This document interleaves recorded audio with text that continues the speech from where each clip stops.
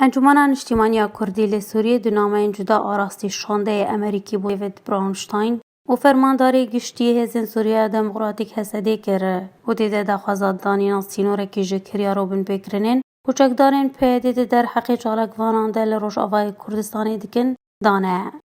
نافع عبدالله اندامه کمیتان آوندیا پارتیا دموکراتا کردستان سوریه دوی درباری ده هفدیتین اکیده جبو دزگاه آرکی اشکره کره که انجمن نیشتیمانی کردی لسوریه دو نامه‌ین جدا آراستی شانده امریکی دیوید براونشتاین و فرمانداری گشتی هزین سوریه دموکراتیک مظلوم کوبانی کرد و ده هر دو نامه‌ین خود دخواست دانینا سینورکی جکریا رو بن فکرین کوچکدارین پیاده در حقی چالکوانین کردین و شوای کردستانی ده انجام دادن کرد.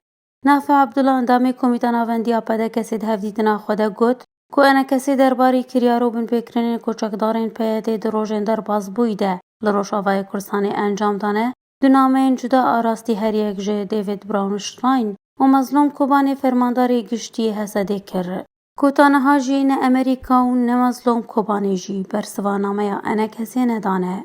درباری مجارا گرتین زندانین پیاده ده اندام کمیتان آوندیا پارتیا دموکراتا کردستان سوریا دخواست شانده امریکی براونشتاین کرد که فشار کازیده بخیلی سر پیاده جبو سربست بردانا گرتی و بنچاف کریان دزودترین دمده.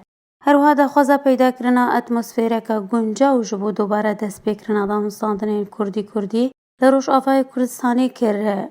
جبلی لیستیان ناوی گرتی و رواندیان یا کجالی انا کسی و هات بو پیشکش کرن درباری رواندیان جو سیاست مدار و چالکوانین کردین زندانین پیاده ده. جبریا چند روزانجی چکدارین پیاده 4 اندامین پیدا کسی و رواندن و تاوکه نهاجی 4 نویسا و ندیاره. سرباری شهید بونا جوانی کرد امین عیسی علی دبن اشکن جهیدت زندانین پیاده ده دست بکافه مهده.